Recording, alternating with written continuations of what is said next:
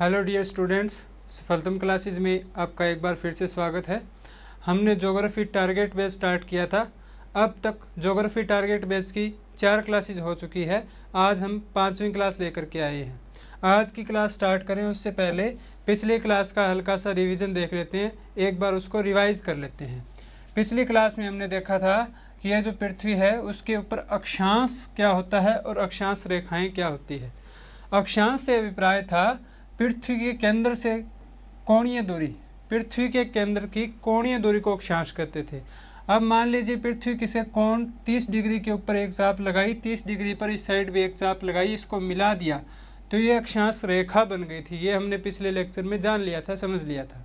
उसके बाद उससे अगली बात हमने समझी थी कि जितनी भी अक्षांश रेखाएं हैं वो सभी अक्षांश रेखाएं एक दूसरे के समानांतर है, यानी कि प्रत्येक अक्षांश रेखा दूसरी अक्षांश रेखा से इक्वल, बिल्कुल समान रूप से दूरी पर स्थित है। इनके मध्य की दूरी बिल्कुल एक समान है। उसके बाद उससे अगली बात हमने समझी थी कि ये जो पृथ्वी है, इस पृथ्वी के ऊपर एकमात्र अक्षांश 0 डिग्री अक्षांश है जो कि महानवृत्त है। ये महानवृत्त क्यों है? क्योंकि ये एकमात्र अक्षांश है जो पृथ्वी को बराबर 2 भागों में बांटता है। उसके अलावा जितने भी अक्षांश है वो सभी की सभी अक्षांश रेखाएं पृथ्वी को समान रूप से 2 भागों में नहीं बांट सकती। क्यों? क्योंकि जैसे ही हम 1 डिग्री ऊपर की ओर जाएंगे, इसका मतलब नीचे का क्षेत्रफल ऊपर के क्षेत्रफल से ज़्यादा हो जाएगा। ठीक, इसके बाद हमने देखा था महत्वपूर्ण अक्षांश रेखाओं के बारे में। महत्वपूर्ण अक्षांश रेखाओं में सबसे पहले 0 डिग्री से 23.5 degree north, 23.5 degree south. 23.5 degree north जो था वो ट्रॉपिक ऑफ कैंसर था। ट्रॉपिक ऑफ कैंसर मतलब कर्क रेखा। और 23.5 डिग्री जो साउथ में था ट्रॉपिक ऑफ कैप्रिकॉर्न, यानी कि मकर रेखा थी। इसके बारे में जान लिया था। इनका महत्व ये था कि इनके बीच में सूर्य की सीधी किरणें वर्ष के किसी न किसी दिन अवश्य पड़ती है। यानी कि 23.5 डिग्री से 23.5 डिग्री नॉर्थ से 23.5 डिग्री साउथ के बीच में सूर्य की किरणें अवश्य ही सीधी पड़ेगी दिन के वर्ष के किसी एक दिन, निश्चित रूप से। ठीक, उसके बाद हमने जाना था दूसरा महत्वपूर्ण अक्षांश 23.5 डिग्री के बाद 66.5 डिग्री, 66.5 डिग्री। उसके बाद तीसरा महत्वपूर्ण अक्षांश था 90 डिग्री। 23.5 डिग्री से 66.5 डिग्री दोनों तरफ उत्तर और दक्षिण, ये जो क्षेत्र था ये शीतोष्ण कटिबंध कहलाता है। शीतोष्ण मतलब ये जो 23.5 डिग्री सीधी किरणें सूर्य की आ रही थी, इस वजह से ये क्षेत्र उष्ण कटिबंध में था। उष्ण कटिबंध के बाद ऊपर का क्षेत्र जैसे जैसे ऊपर की ओर बढ़ते जाएंगे, पृथ्वी से ऊपर ऊंचाई पर सूर्य की किरणें तिरछी होती जाएगी। सूर्य की किरणें जैसे जैसे तिरछी होती जाएगी उसके द्वारा मिलने वाली ऊर्जा या गर्मी जो है वो कम होती जाएगी। अब जैसे 90 डिग्री है, 90 डिग्री पर सूर्य की किरणें बिल्कुल सीधी नहीं पड़ती। जैसे सूर्य की किरणें यहाँ से आएगी, 90 डिग्री पर इस प्रकार से टकराएगी और टकरा करके वापस निकल जाएगी, तो इस 90 डिग्री को बिल्कुल गर्मी नहीं मिल पाएगी सूर्य की किरणों से। इसलिए 90 डिग्री दोनों तरफ, नॉर्थ पोल और साउथ पोल दोनों तरफ अत्याधिक ठंड होती है। तो ये शीत मरुस्थल होता है, शीत एरिया होता है, शीत कटिबंध है। शीत कटिबंध और उष्ण कटिबंध के बीच का क्षेत्र शीतोष्ण, यानी कि शीत भी है और उष्ण भी है। इसलिए 23.5 से 66.5 डिग्री के बीच का क्षेत्र शीतोष्ण कहलाता है। ठीक, ये जो क्षेत्र था ये शीतोष्ण कटिबंध था। इस प्रकार हमने देखा कि अक्षांश रेखाएं एक महत्वपूर्ण कार्य करती है जलवायु का विभाजन करने का। यानी कि यदि हम देखें जलवायु का विभाजन, उसमें सबसे मददगार जो चीज़ है वो है अक्षांश रेखाएं। दूसरा महत्वपूर्ण उपयोग था स्थान के निर्धारण में। स्थान के निर्धारण में किस प्रकार से? जैसे कि आपको कोई स्थान ढूंढना है, आपको ये बता दिया जाए कि इतना डिग्री से इतना डिग्री, मान लीजिए 2 डिग्री अक्षांश से 4 डिग्री अक्षांश दक्षिणी के मध्य या नॉर्थ या साउथ, इस क्षेत्र के बीच में कोई स्थान है तो आप आसानी से उसी क्षेत्र में ढूंढेंगे, नहीं तो पूरे क्षेत्र में, पूरी पृथ्वी पर ढूंढने में ज़्यादा वक्त लगता है। इसके बाद एक और महत्वपूर्ण अक्षांश के बारे में हमने जाना था, वो था 30 डिग्री से लेकर के 35 डिग्री के बीच में। इसे कहते हैं हॉर्स लैटिट्यूड या असव अक्षांश। होता क्या था, यूरोप के देश अरब के देशों से उत्तम क्वालिटी के, बढ़िया क्वालिटी के घोड़े लेकर के जाते थे प्राचीन काल में। उन घोड़ों को वो समुद्री जहाज़ों में लेकर के जाते थे। जब समुद्री जहाज़ों के अंदर लेकर जाते थे तो 30 डिग्री से 35 डिग्री के बीच में जब उनकी समुद्री जहाज़ें पहुंचती थी तो वहाँ हवा का प्रेशर, हवा का दबाव बढ़ जाता था।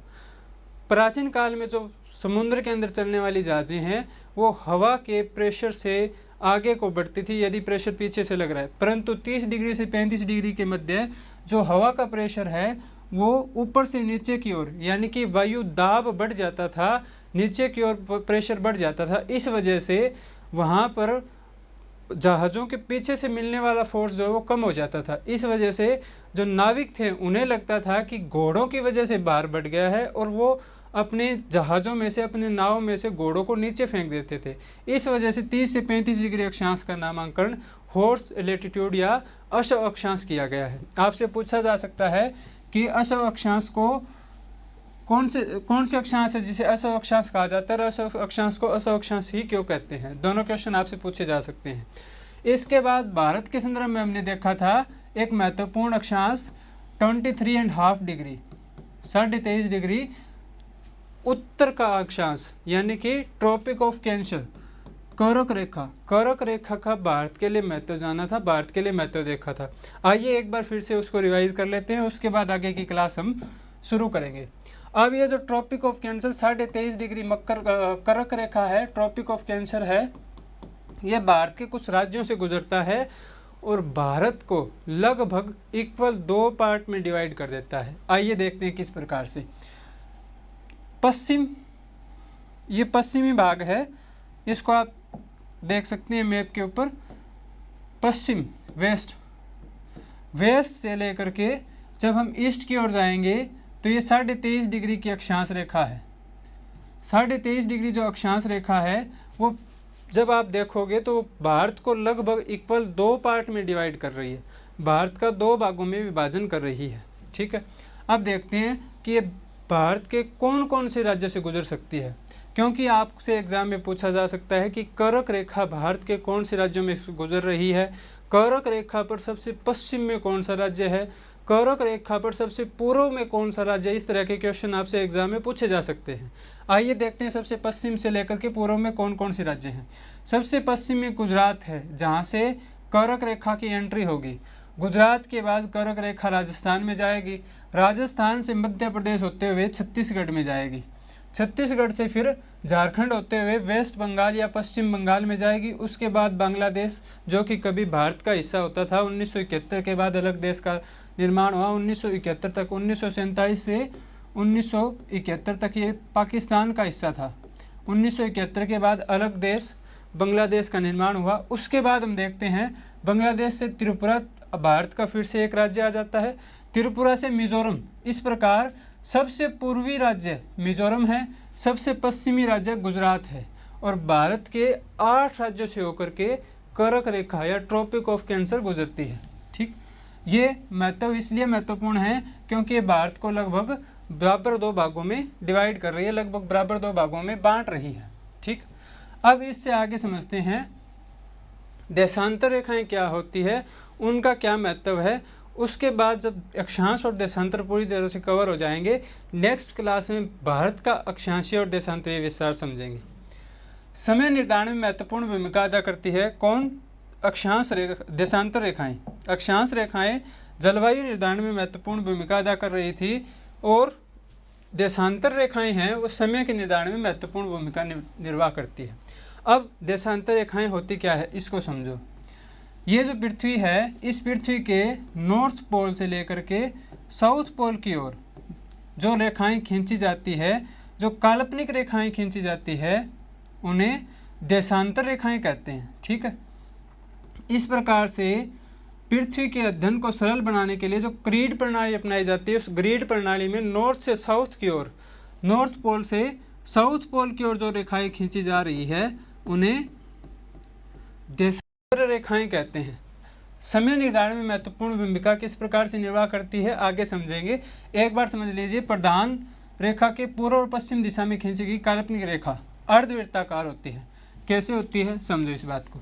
सबसे पहले ये जो पृथ्वी है बिल्कुल गोलाकार है, इसमें नॉर्थ पोल से साउथ पोल की ओर रेखाएं खींची गई है। इसमें एक ऐसी देशांतर रेखा है जिसे प्रधान मध्याह्न रेखा, प्राइम मेरिडियन लाइन नाम दिया गया है। प्रधान मध्याह्न रेखा नाम दिया गया है। इसे 0 डिग्री देशांतर रेखा भी कहते हैं। 0 डिग्री देशांतर रेखा, प्रधान मध्याह्न रेखा या प्राइम मेरिडियन रेखा, तीनों एक ही है। इसको यदि हम इस प्रकार से खींच दें तो इसके एक भाग पूर्व में होता है, एक भाग पश्चिम में, यानी कि ईस्ट और वेस्ट। इस प्रकार प्रधान मध्याह्न रेखा पृथ्वी को 2 बराबर भागों में बांट देती है, एक पूर्वीय गोलार्ध, एक पश्चिमी गोलार्ध। ठीक है। अब क्या करती है, प्रधान मध्याह्न रेखा के पूर्व और पश्चिम दिशा में खींची गई काल्पनिक रेखाएं क्या कहलाती है, देशांतर रेखाएं। इस प्रकार से पूर्व की ओर भी कुछ रेखाएं खींची गई है और पश्चिम की ओर भी कुछ रेखाएं खींची गई है। ठीक है, ये क्या कहलाती है, देशांतर रेखाएं कहलाती है। अर्धवृत्ताकार है। क्या था, जब हम अक्षांश रेखाएं देख रहे थे, अक्षांश रेखाओं में हमने देखा था कि सभी की सभी अक्षांश रेखाएं वृत्त का निर्माण कर रही थी, पूरे के पूरे वृत्त का निर्माण कर रही थी। 1 डिग्री है वो पूरा का पूरा पृथ्वी के चारों ओर घूम करके आ रही है, पूरा एक गोला बना रही है। 2 degree same to same, 3 degree, 4 degree, 5 degree. इसी प्रकार साउथ की ओर जाने पर भी 1 डिग्री, 2 डिग्री, 4 डिग्री पूरा गोला बना रहे थे। परंतु देशांतर रेखाएं जो है वो अर्धवृत्ताकार है। ठीक है, कैसे, ये नॉर्थ पोल है, नॉर्थ पोल से चलेगी, उसके बाद यहाँ साउथ पोल पर आने के बाद वो समाप्त हो जाएगी। 1 डिग्री नॉर्थ पोल से चल करके साउथ पोल तक आएगी। अब नॉर्थ पोल से दूसरी रेखा बिल्कुल इसके अपोजिट आएगी तो दूसरा देशांतर कहलाएगी। ठीक है, इस प्रकार 2 देशांतर मिलकर के एक पूर्ण वृत्त का निर्माण करते हैं, परंतु एक देशांतर अर्धवृत्त का ही निर्माण करता है। इसलिए सभी देशांतर रेखाएं अर्धवृत्ताकार होती है। पृथ्वी को 2 बराबर भागों में बांटती है सभी देशांतर रेखाएं, वे महान वृत्त का निर्माण करती है। क्या था, जब हम अक्षांश रेखाओं को पढ़ रहे थे तब हमने क्या देखा था कि ये जो पृथ्वी है इसके मध्य से एक रेखा गुजर रही है, 0 डिग्री अक्षांश रेखा, इक्वेटर रेखा या भूमध्य रेखा। केवल एक ही थी जो कि पृथ्वी को बराबर 2 भागों में डिवाइड कर रही थी। उसके बाद जितनी भी देशांतर अक्षांश रेखाएं थी, सभी अक्षांश रेखाएं पृथ्वी को बराबर भागों में नहीं डिवाइड कर रही थी। ठीक है, परंतु सभी देशांतर रेखाएं महान वृत्त का निर्माण करती है। यहाँ तो एकमात्र महान वृत्त था। महानता किसमें होती है, जब हम किसी को बराबर भागों में बांट दें, किसी के साथ कोई भेदभाव न करें। 0 डिग्री अक्षांश रेखा एकमात्र अक्षांश रेखा थी जो पृथ्वी को बराबर 2 भागों में बांट रही थी। परंतु देशांतर रेखाओं में सभी की सभी देशांतर रेखाएं नॉर्थ पोल से साउथ पोल की ओर आ रही है। यदि 1 डिग्री देशांतर रेखा है, इसके बिल्कुल अपोजिट दूसरी साइड 180 डिग्री देशांतर रेखा होगी, दोनों मिलकर के पृथ्वी को बराबर 2 भागों में बांटेगी। इस प्रकार सभी देशांतर रेखाएं महान वृत्त का निर्माण करती है। जितनी भी देशांतर रेखाएं हैं, सभी की सभी जितनी भी हैं, 1 डिग्री से 2 डिग्री पर जाओगे, 2 डिग्री और 179 डिग्री, ये दोनों मिलकर के पृथ्वी को बराबर 2 भागों में बांट देगी। उसी प्रकार 3 डिग्री और 178 डिग्री दोनों मिलकर के पृथ्वी को बराबर 2 भागों में बांट देगी। इस प्रकार ये सभी की सभी देशांतर रेखाएं महान वृत्त का निर्माण करती हैं। जो 0 डिग्री देशांतर रेखा है वो लंदन के ग्रीनविच के रॉयल वेधशाला से गुजरती है। ठीक है, ये जो यूरोप है पूरा का पूरा भूमध्य सागर के आसपास, यहाँ पर लंदन है। लंदन में एक ग्रीनविच वेधशाला है जहाँ से होकर के प्रधान मध्याह्न रेखा, प्राइम मेरिडियन रेखा या 0 डिग्री देशांतर रेखा, तीनों में से जो भी आप चाहो वो नाम दे सकते हो, ये लंदन के ग्रीनविच से गुजरती है। उसके बाद देखते हैं देशांतर रेखाओं की और क्या क्या विशेषताएं हैं। भूमध्य रेखा को समकोण पर काटती है। जितनी भी देशांतर रेखाएं हैं वो भूमध्य रेखा को समकोण पर काटेगी। समकोण क्या होता है, जब आप इस प्रकार से देखते हो 90 डिग्री एंगल, कोई भी रेखा जो आधार के साथ 90 डिग्री का कोण बनाए, 90 डिग्री का एंगल बनाए, वो समकोण कहलाता है। ठीक है, अब जितनी भी देशांतर रेखाएं हैं वो भूमध्य रेखा या इक्वेटर को 90 डिग्री के ऊपर काटती है, समकोण का निर्माण करती है। ठीक है, इस प्रकार सभी की सभी जो भूमध्य रेखा को समकोण पर काटती है ये सभी के सभी देशांतर रेखाएं। भूमध्य रेखा व प्रधान या अंतर अटलांटिक में मिलते हैं। ठीक है, अब समझो ये इक्वेटर है 0 डिग्री, या भूमध्य रेखा है। ठीक है, अब यहाँ पर 0 डिग्री देशांतर रेखा है जो कि लंदन के ग्रीनविच से निकल रही है। यह 0 डिग्री देशांतर रेखा या प्राइम मेरिडियन लाइन, प्रधान मध्याह्न रेखा और 0 डिग्री अक्षांश या इक्वेटर लंदन के ग्रीनविच से जो निकलती है वो रेखा 0 डिग्री अक्षांश को अटलांटिक महासागर में एक दूसरे को क्रॉस करती है, एक दूसरे को काटती है। देखो किस प्रकार से, ये अफ्रीका है, अफ्रीका जो है उसके अंदर यहाँ से निकलती है 0 डिग्री और लगभग इस क्षेत्र से 0 डिग्री देशांतर रेखा निकलती है। 0 डिग्री देशांतर और 0 डिग्री अक्षांश या इक्वेटर, ये दोनों के दोनों यहाँ पर जो अटलांटिक महासागर है, अटलांटिक महासागर के अंदर ये कोई बिंदु है, ये एक स्थान है जो कि अफ्रीका के पास में स्थित है। वहाँ पर ये सभी के सभी नहीं, 0 डिग्री और अक्षांश और 0 डिग्री देशांतर रेखा एक दूसरे को काट देती है भाई। 0 डिग्री अक्षांश और 0 डिग्री देशांतर एक दूसरे को अटलांटिक महासागर में काटती है। भूमध्य रेखा और प्रधान अंतर अटलांटिक में मिलते हैं, समांतर नहीं होती। भूमध्य पर सर्वाधिक दूरी 111 किलोमीटर होती है। देखते हैं क्या होता है कि सभी देशांतर रेखाएं नॉर्थ पोल और साउथ पोल, नॉर्थ पोल से स्टार्ट होगी और साउथ पोल में आकर के मिल जाएगी। 2 डिग्री निकला तो यहाँ पर दोनों के बीच में जो दूरी थी वो बहुत कम थी या बिल्कुल भी दूरी नहीं थी। 0 डिग्री नॉर्थ पोल पर 1 डिग्री और 2 डिग्री के बीच में कोई दूरी नहीं थी। ठीक है, जैसे जैसे दूरी भूमध्य की ओर जाएंगे दूरी बढ़ती ही जाएगी। ठीक है, भूमध्य रेखा के ऊपर इनके बीच की दूरी सबसे ज़्यादा होती है, 111.32 किलोमीटर की दूरी होती है। इसके बाद जैसे जैसे साउथ पोल की ओर आगे बढ़ेंगे इनके बीच की दूरी कम होती जाएगी। इनके बीच की दूरी कम होते होते साउथ पोल के ऊपर सभी देशांतर रेखाएं एक साथ मिल जाती है, एक ही बिंदु पर मिल जाती है। ठीक है, इस प्रकार इनकी जो दूरी है वो अंतर जो है वो समान नहीं है, इसलिए ये समांतर नहीं है। अब देखो अक्षांश जो है वो समानांतर है। कैसे? 1 डिग्री अक्षांश, 2 डिग्री अक्षांश, 3 डिग्री अक्षांश, 4 डिग्री अक्षांश, इनके बीच की ये जो दूरी है ये दूरी बिल्कुल इक्वल है, बिल्कुल समान है। परंतु इनकी जो लंबाई अब देखोगे तो लंबाई जो है ना वो समान नहीं है। 0 डिग्री जो है अक्षांश रेखा सबसे ज़्यादा लंबी है, 1 डिग्री उससे छोटी हो जाएगी, 2 डिग्री उससे छोटी हो जाएगी, 3 डिग्री उससे छोटी हो जाएगी, 90 डिग्री तो केवल एक बिंदु मात्र रह जाता है। उसी प्रकार साउथ की ओर जाने पर भी सेम टू सेम यही कहानी होती है, बिल्कुल यही कहानी होती है। अब देशांतर रेखाओं में देखो, देशांतर रेखाएं जो है उनके बीच की दूरी, देशांतर रेखाएं हैं उनके बीच की दूरी तो समान नहीं होती, परंतु इनकी खुद की दूरी जो है ना वो एक समान होती है, इनकी लंबाई समान होती है। ठीक है, ये देखो ये देशांतर रेखाएं हैं। अब देशांतर रेखाएं हैं वो नॉर्थ पोल से एक साथ शुरू होती है। इस प्रकार नॉर्थ पोल के पर इनकी दूरी बिल्कुल इक्वल, बिल्कुल पास पास होती है, बिल्कुल नज़दीक होती है, या इनके बीच में दूरी होती ही नहीं है। परंतु जब 0 डिग्री अक्षांश पर जाएंगे तो इनके बीच की दूरी सबसे ज़्यादा बढ़ जाएगी।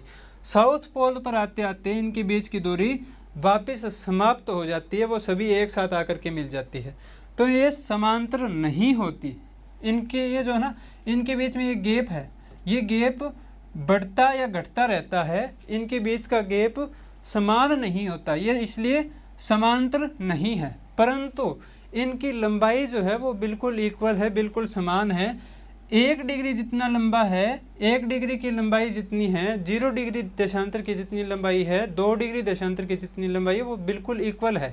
यदि 1 डिग्री की लंबाई 100 किलोमीटर मान लेते हैं हम, तो 2 डिग्री की भी 100 किलोमीटर होगी, 3 की भी 100 होगी, 4 की भी 100 किलोमीटर होगी। उनके बीच में जो लंबाई है वो अंतर नहीं होगा लंबाई का।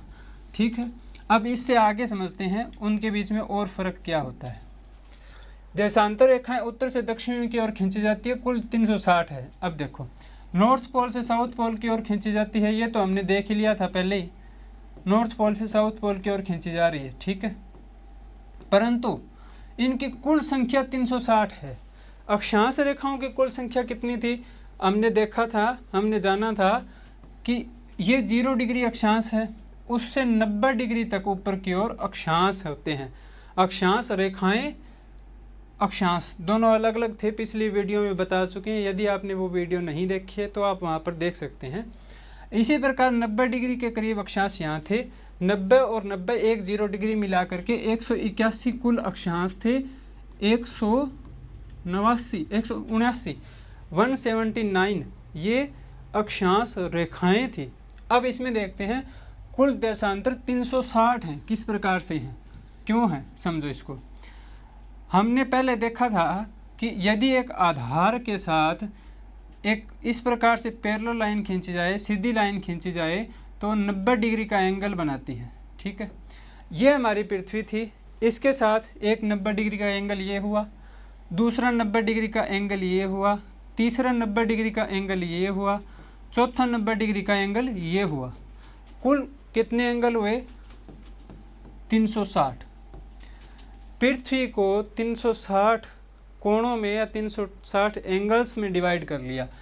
इस प्रकार जब पृथ्वी को 360 एंगल्स में डिवाइड किया तो वो सारी की सारी देशांतर रेखाओं में उसे बांट दिया। इसलिए कुल 360 देशांतर हैं, क्योंकि 360 डिग्री एंगल पर पृथ्वी बंटी हुई है, ठीक है। 180 डिग्री पूर्वी और पश्चिम एक ही है, जिसे अंतर्राष्ट्रीय तिथि रेखा कहते हैं। अब देखो, ये 0 डिग्री था। 0 डिग्री से आप 1 डिग्री 2 डिग्री पूर्व की ओर बढ़ोगे, ईस्ट की ओर बढ़ोगे, उसके बाद 180 डिग्री पर आने पर 180 डिग्री एक ही रहेगा, ठीक है। इसी प्रकार वेस्ट की ओर आप बढ़ोगे तो 179 तक तो ईस्ट और वेस्ट रहेगा, लेकिन 180 डिग्री केवल एक ही रेखा है। 179 डिग्री ईस्ट में भी है, 179 डिग्री वेस्ट में भी है, 178 डिग्री ईस्ट में भी है, 178 डिग्री वेस्ट में भी है। परंतु 0 डिग्री या प्रधान मध्याह्न रेखा एक ही है। उसी प्रकार 180 डिग्री ये भी एक ही है, ठीक है। इसे जो है 180 डिग्री 180 डिग्री जो रेखा है, इसे अंतर्राष्ट्रीय तिथि रेखा भी कहते हैं। क्यों? क्योंकि इसके बाद यदि आप 180 डिग्री से पूर्व की ओर आप जाते हैं तो आपके जो दिवस है उसमें एक डे ऐड हो जाता है। 180 डिग्री पश्चिम की ओर यदि आप बढ़ते हैं तो 1 डिग्री घटा दिया जाता है। इसका कारण पृथ्वी का घूर्णन है। पृथ्वी पश्चिम से पूर्व की ओर घूर्णन कर रही है और सूर्य पहले पूर्व की ओर उदय होता है। बाकी कॉन्सेप्ट हम विश्व भूगोल में, विश्व की ज्योग्राफी जब पढ़ेंगे उसमें डिटेल से पढ़ लेंगे।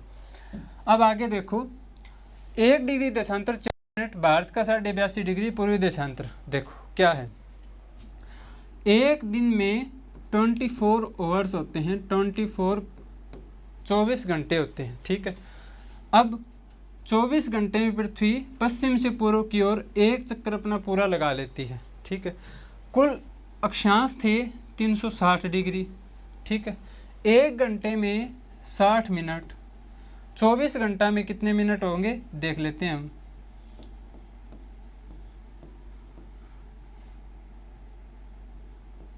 (1440) 1440 को यदि 360 से डिवाइड करोगे तो लगभग 4 मिनट आएगा। इस प्रकार यदि पृथ्वी 0 डिग्री से 1 डिग्री इस तरफ घूमती है, पश्चिम से पूर्व की ओर यदि घूमेंगी और ये 1 डिग्री पर सूर्य आएगा, तब तक 4 मिनट गुजर चुकी होगी, ठीक है। 1 डिग्री बराबर 4 मिनट, यानी कि 1 डिग्री यहाँ 0 डिग्री से 1 डिग्री यहाँ पर है तो यहाँ पर 4 मिनट पहले सूर्योदय होगा, 0 डिग्री पर 4 मिनट बाद सूर्योदय होगा, ठीक है। भारत जो है उसकी प्रधान जो रेखा है या समय रेखा है 82 डिग्री को रखा गया है। आइए देखते हैं किस प्रकार से, कहाँ पर है। देखो, ये उत्तर प्रदेश का नैनी नाम का कोई ग्राम है, जहाँ से लगभग उत्तर प्रदेश का ये नैनी नाम का ग्राम है, जहाँ से 82 डिग्री देशांतर रेखा गुजरती है।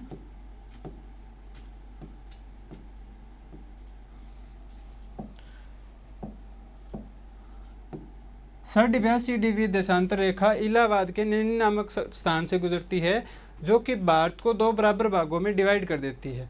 इसे भारत की प्रधान मध्याह्न रेखा कहा गया है। क्यों कहा गया, इसी को ही डिसाइड क्यों किया गया, 1 मिनट में समझ लेते हैं, उसके बाद आज का लेक्चर हम समाप्त करते हैं। देखो, सूर्य जो है सबसे पहले पूर्व में उदय होगा, क्योंकि पृथ्वी पश्चिम से पूर्व की ओर घूर्णन करती है। सबसे पहले सूर्य पूर्व की ओर उदय होगा, सबसे अंत में गुजरात की ओर, यहाँ पर सबसे अंत में उदय होगा। हम यदि ये डिसाइड कर लें कि जब सूर्य उदय होगा उस समय 6 बजे होंगे, ठीक है, हम ये मान लें कि जब सूर्य उदय होगा उस समय 6 बजे होंगे, ठीक है। यदि यहाँ पर 6 बजे होंगे सूर्य उदय होते ही, तो यहाँ पर पहुँचते पहुँचते सूर्य को 2 घंटे लग जाएंगे। तब तक यहाँ 8 बजे चुके होंगे। सूर्य उदय का हमने समय डिसाइड किया था 6 बजे। गुजरात के अंदर सूर्य उदय होगा 6 बजे, 6 बज जाएंगे उस समय, और यहाँ पर उस समय तक 8 बज जाएंगे। इस प्रकार एक ही देश में 2 अलग अलग टाइम बन जाएंगे और देश जो डिवाइड हो जाएगा। समस्या ये खड़ी होगी कि यदि कोई व्यक्ति अरुणाचल प्रदेश में है, वो फ्लाइट में बैठता है और यहाँ से ट्रेवल करके गुजरात में आता है, सुबह 6 बजे उठ करके उसने फ़्लाइट पकड़ी, 6 बजे उठ करके फ़्लाइट पकड़ करके 2 घंटे बाद वो गुजरात में आया। यहाँ आने पर उसने देखा कि टाइम उसकी घड़ी में 8 बज चुके हैं, क्योंकि 6 बजे वहाँ सूर्योदय होता। यहाँ पर आने पर क्या देखता है, यहाँ की घड़ियाँ 6 ही बजा रही है, क्योंकि यहाँ पर सूर्योदय अभी हुआ है, इसलिए यहाँ पर 6 बजे। इस प्रकार ये समस्या हो जाएगी, बार बार टाइम चेंज करना पड़ेगा। इससे बचने के लिए क्या किया कि हमारे देश लगभग मध्य में से 80 डिग्री एक रेखा गुजर रही थी, उसे प्रधान मध्याह्न रेखा या देश की तिथि रेखा डिसाइड कर दिया, देश की समय रेखा, हमारे देश की समय रेखा डिसाइड कर दिया गया 82.5 डिग्री को, ठीक है। इस प्रकार इससे क्या होता है कि 82.5 डिग्री पर जो टाइम होगा वही अरुणाचल प्रदेश के लिए, वही गुजरात के लिए सेम टाइम वही रहेगा। अब यदि कोई व्यक्ति यहाँ से उठ करके यहाँ जाता है तो उसके लिए टाइम बार बार चेंज नहीं करना पड़ेगा, वो टाइम चेंज करने की समस्या बच जाएगा, ठीक है। इस प्रकार आज का ये लेक्चर और होता है। जो कोई भी डाउट हो, जो भी आपकी समस्याएं हो, या फिर जो भी सुझाव हो, जिस भी प्रकार की प्रक्रिया हो, कमेंट बॉक्स के माध्यम से अवश्य दीजिएगा। वीडियो को लाइक करें, चैनल को सब्सक्राइब करें, बाकी टीचर्स की वीडियो भी अवश्य देखें। धन्यवाद, आभार।